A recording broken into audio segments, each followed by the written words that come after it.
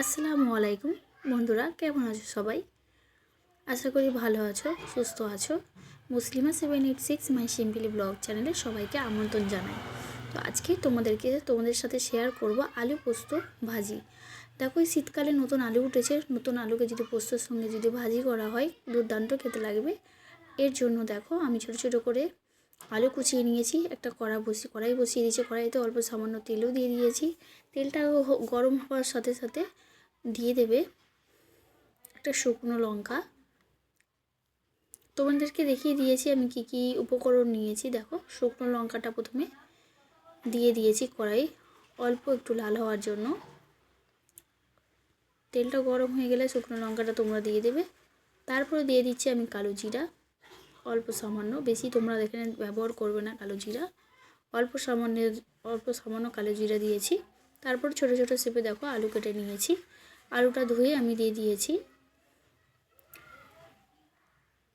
আলুটা হালকা করে আমি প্রথমে দেখছো একটু লাল লাল হয়ে এসছে আলুর গাগুলো। আমি তেলের মধ্যে একটু হালকা করে নেড়ে দিচ্ছি প্রথমে।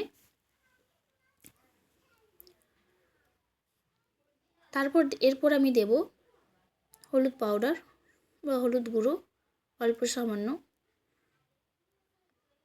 হলুদ গুঁড়ো দিয়ে আমি একটু আবারও ভালোভাবে নেড়ে ছেড়ে দেবো।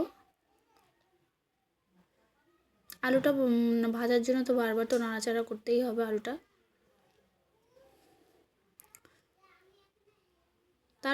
তারপর দিলাম স্বাদ মতো নুনটা যেন বেশি দিয়ে ফেলো না, নুন হয়ে গেলে আলু ভাজা মারাত্মক বিচ্ছিরি খেতে লাগে। তো স্বাদ মতন সামান্য নুন দিয়ে দিলাম। নুন হলুদটা একসঙ্গে আলুটা আমি নেড়ে দিচ্ছি যেন আলুর ভিতরে নুনটা তাড়াতাড়ি ঢুকে যায়।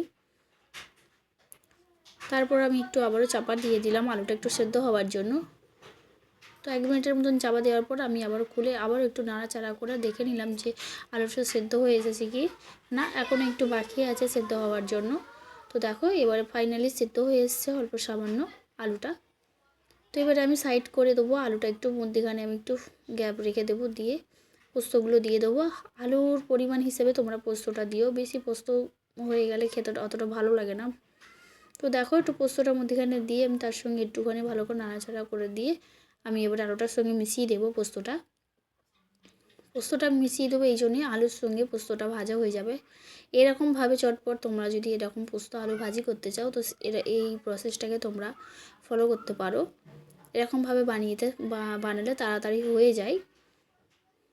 তো দেখো, আমি আলু পোস্তটা একসঙ্গে মিশিয়ে আবারও চাপা দিয়ে দিয়েছিলাম, দিয়ে ঢাকনা খুলে দিয়েছি।